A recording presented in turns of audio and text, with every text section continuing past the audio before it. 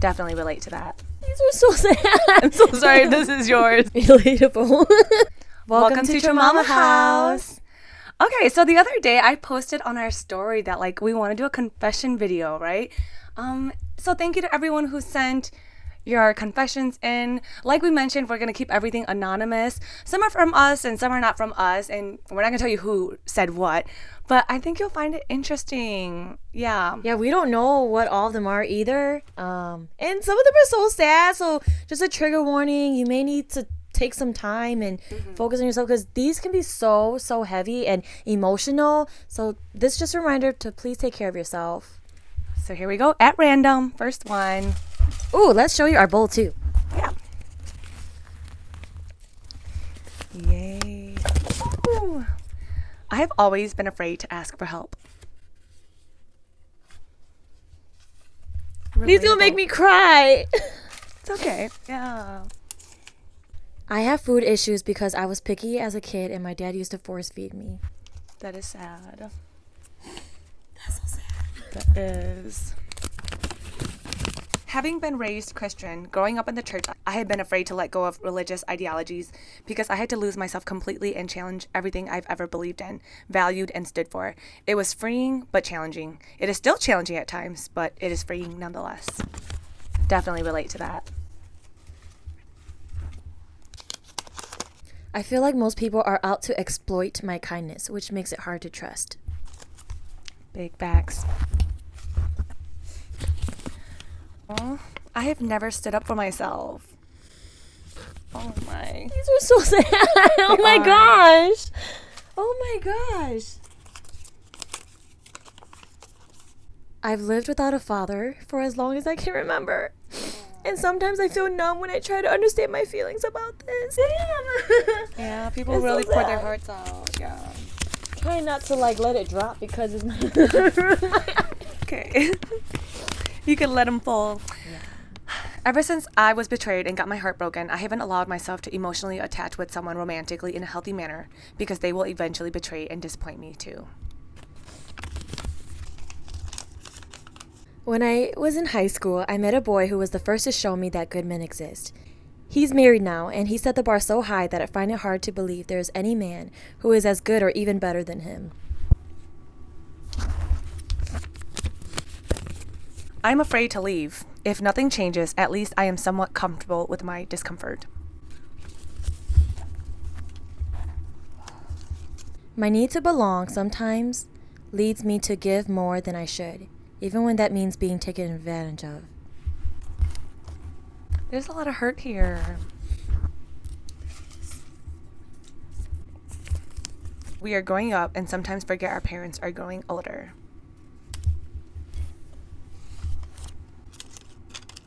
I feared that if I went to therapy, it would somehow pressure me to stay with my toxic partner. Spoiler, it didn't. I felt liberty when I left. Period.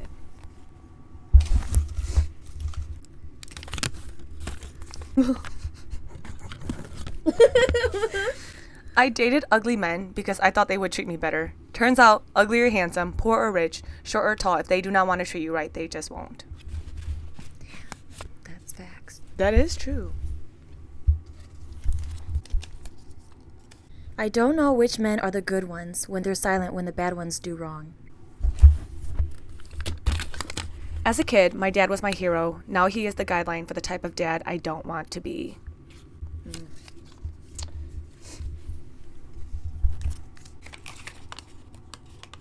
I don't self-harm or plan on unaliving myself, but I often believe that what the afterlife is better than being here. I choose to stay for the people I love. Sometimes I find it very hard to find reasons to stay for myself. A part of me feels selfish for wanting to go when so many people are fighting to stay. The day my ex cheated on me, he redevoted his life to God. Reminds me that most people use Christianity to excuse their actions rather than change their lives.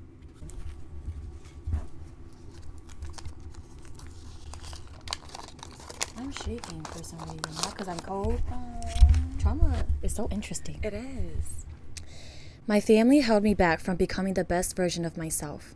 When I had no choice but to cut them off, I gained so much capacity for myself. In the past, I put a lot of effort into maintaining one-sided relationships, and that took away from the time and energy I could be pouring into myself. Now that that's no longer the case, I feel myself flourishing. I'm unlearning the self-doubt and inner criticism I had because it stemmed from my family. I get to redefine, reclaim, and recreate my inner voice, self-esteem, and identity. I love it here. I lost them because I stood with my sister, and I would do it all over again if I had to. My sister had the courage and stood firm with her boundaries on her deathbed. She didn't abandon herself, and that gives me the same courage to do the same. Do you need a moment? Sometimes I'm so traumatized by my experiences with super religious Christians that I avoid thinking about church trauma and I avoid Christians. Relatable. I don't fully trust my emotional reactions, so I suppress them rather than expressing them. You think you could hurt me? My own mother has never wanted me.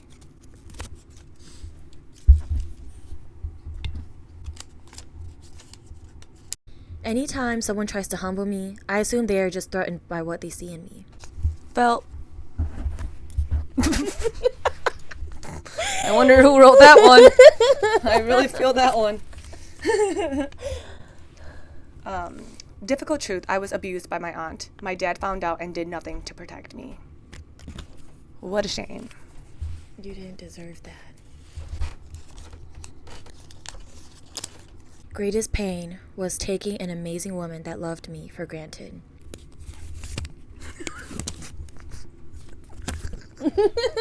What? My ex and his mom used to share clothes. Oh my gosh. That's a funny confession. I'm so sorry if this is yours. That is so funny. I'm so sorry if this is yours too. Oh my gosh. When people tell me I'm picky, I take it as a compliment. As you should. I was told it's okay to say no and that I don't have to do anything I don't want to sexually do with a man. But what I was not prepared for was when my no was not respected.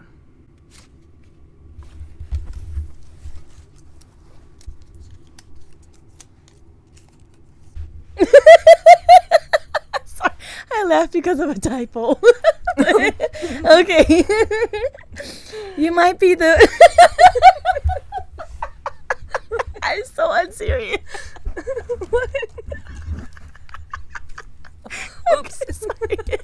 I was in a meeting when I typed these. You're good. Okay. Okay. Okay. Okay. Okay. Okay. Okay. I'm gonna try. Okay. Okay. Okay. Okay.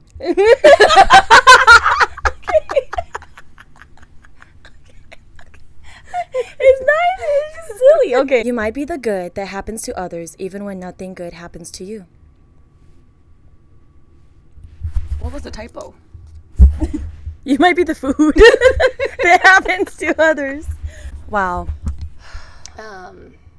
Many thoughts. We'll probably dive deeper into some of these. Yeah. But thank you guys for sharing and opening up your hearts with us. I guess the purpose of this was to share and understand that we go through things that many of us may understand and relate that we don't talk about. But your confessions bring us a little closer in knowing that we're not alone in how we feel.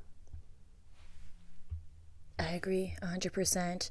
I think it took so much courage for all of you to share these deep, heartfelt confessions that maybe only you know.